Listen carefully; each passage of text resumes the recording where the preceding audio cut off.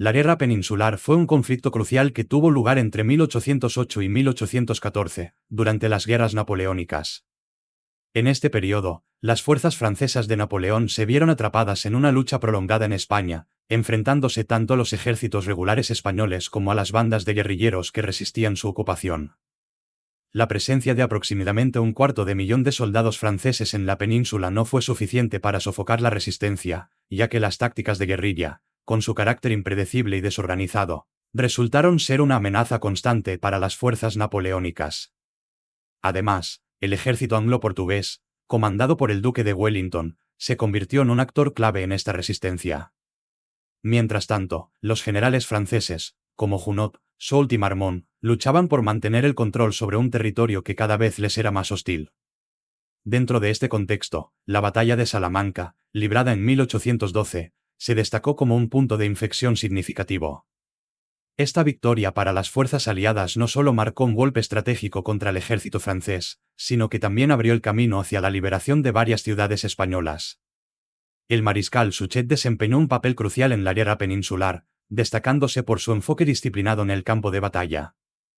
A diferencia de otros generales franceses, que a menudo se dejaron llevar por el saqueo y la falta de control, Suchet mantuvo una rigurosa disciplina entre sus tropas.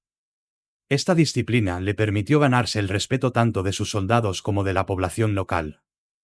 Durante su mandato como gobernador de Aragón, se centró en asegurar la lealtad de los habitantes mediante una combinación de acción militar efectiva y el respeto por las autoridades locales. Su enfoque, que combinaba la fuerza con la diplomacia, contrastaba notablemente con las tácticas más brutales de otros comandantes franceses, como Soult. Uno de los logros más significativos de Suchet fue la toma de Tarragona en 1811, una victoria clave que consolidó el control francés sobre la región. Su capacidad para organizar una defensa exitosa en una ciudad tan estratégica le valió el ascenso a mariscal. Posteriormente, tras derrotar a un ejército español mucho más numeroso en Sagunto, Suchet sitió Valencia en 1812.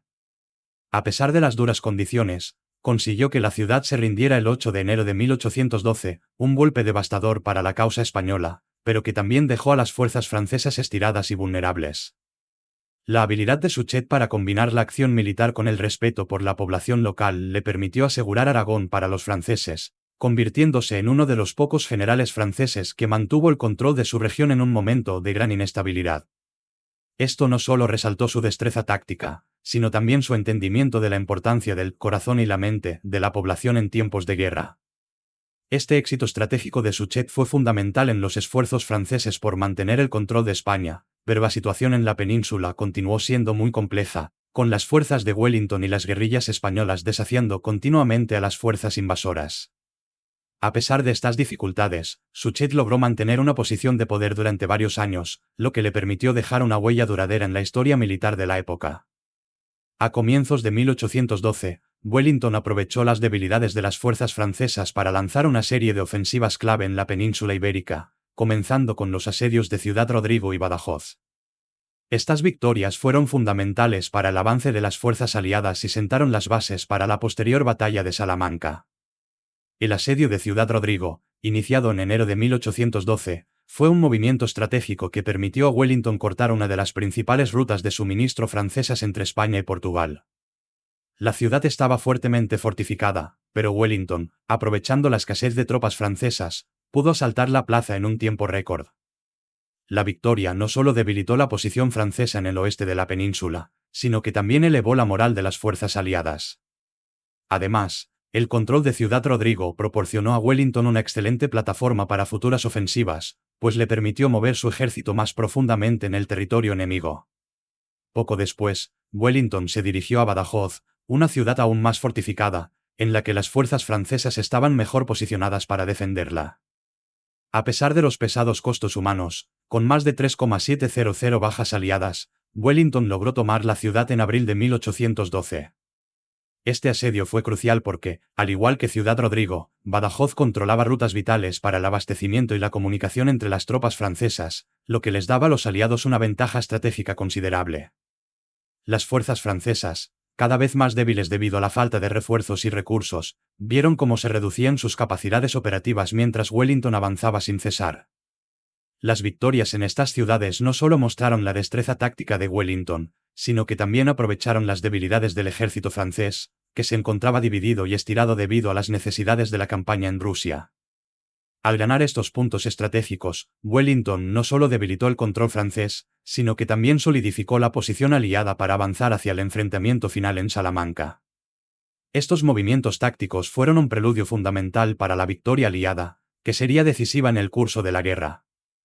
De esta manera, las victorias en Ciudad Rodrigo y Badajoz no solo fueron esenciales para la progresión de la guerra en la península, sino que también demostraron la capacidad de Wellington para identificar y aprovechar las vulnerabilidades francesas en momentos clave.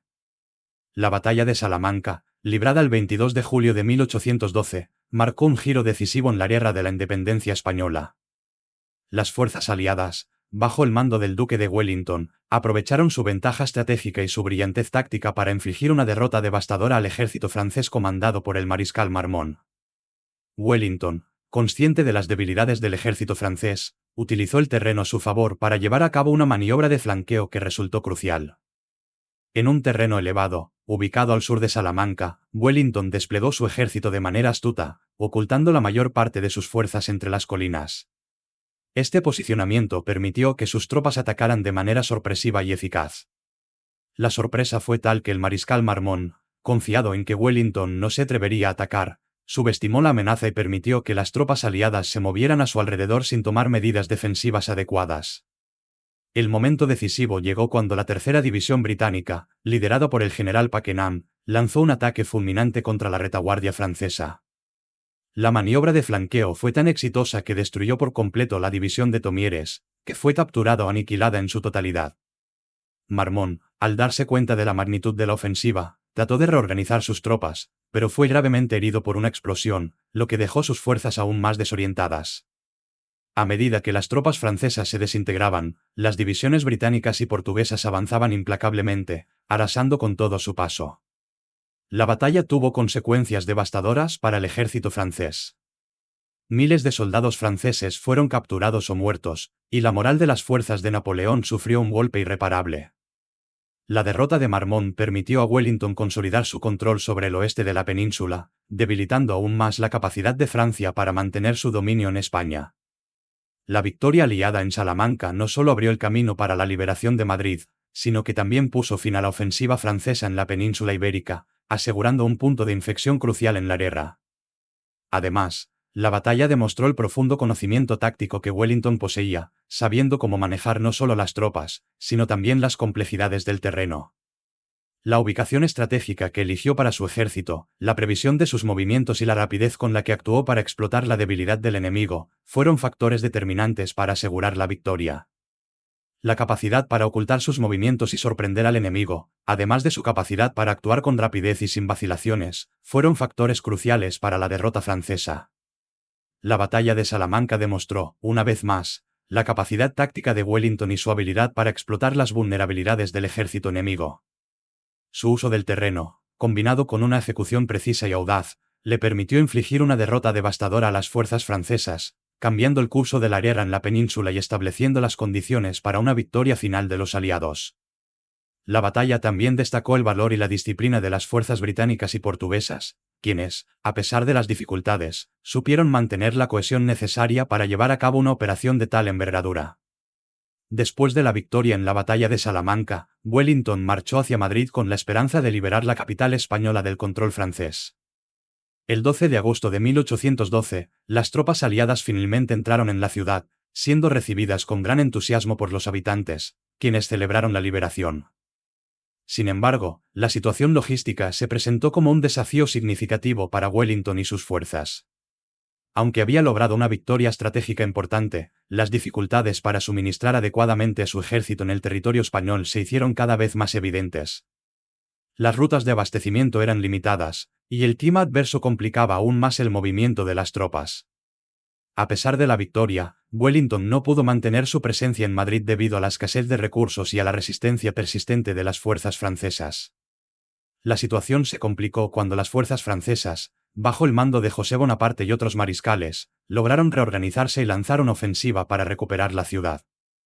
A finales de noviembre de 1812, el ejército francés logró reocupar Madrid, lo que marcó un duro golpe para las fuerzas aliadas. Esta reocupación fue facilitada por la retirada estratégica de Wellington, quien, a pesar de la importancia de Madrid, se vio obligado a retirarse debido a la falta de suministros y la creciente amenaza de las fuerzas francesas. El retroceso de Wellington no solo fue un revés para la causa aliada, sino que también reflejó las dificultades inherentes a la guerra en la península ibérica, un conflicto marcado por la escasez de recursos y el desgaste constante. Sin embargo, el hecho de que las fuerzas aliadas hayan podido liberar Madrid, aunque temporalmente, y luego continuar la lucha en otras partes de la península, tuvo importantes implicaciones estratégicas. Aunque la reocupación de la ciudad por parte de los franceses fue un obstáculo, la lucha por el control de España continuó, con las fuerzas aliadas ganando terreno en otras batallas clave. La recuperación de Madrid y el posterior retroceso de Wellington subrayaron la naturaleza impredecible y extremadamente difícil de la guerra en la península, pero también mostraron la capacidad de las fuerzas aliadas para resistir y adaptarse a las difíciles condiciones del conflicto. El impacto de estos eventos fue profundo, ya que reafirmaron la determinación de Wellington y sus aliados de continuar luchando hasta lograr la victoria final. La batalla de Salamanca fue un punto de inflexión decisivo en la guerra de la independencia española. La victoria de Wellington debilitó significativamente al ejército francés, que ya estaba siendo estirado en varias frentes. La derrota de Marmont, con miles de soldados franceses capturados o muertos, no solo afectó la moral de las fuerzas napoleónicas, sino que también alentó a los españoles, quienes vieron la posibilidad de derrotar al imperio francés. Aunque Wellington liberó Madrid en agosto de 1812, las dificultades logísticas lo forzaron a retirarse, lo que permitió a los franceses recapturar la ciudad en noviembre del mismo año. No obstante, la victoria en Salamanca había alterado el equilibrio de poder en la península, y, con el tiempo, las fuerzas de Wellington, respaldadas por las guerrillas españolas, seguirían empujando hacia la derrota definitiva de Napoleón en la península.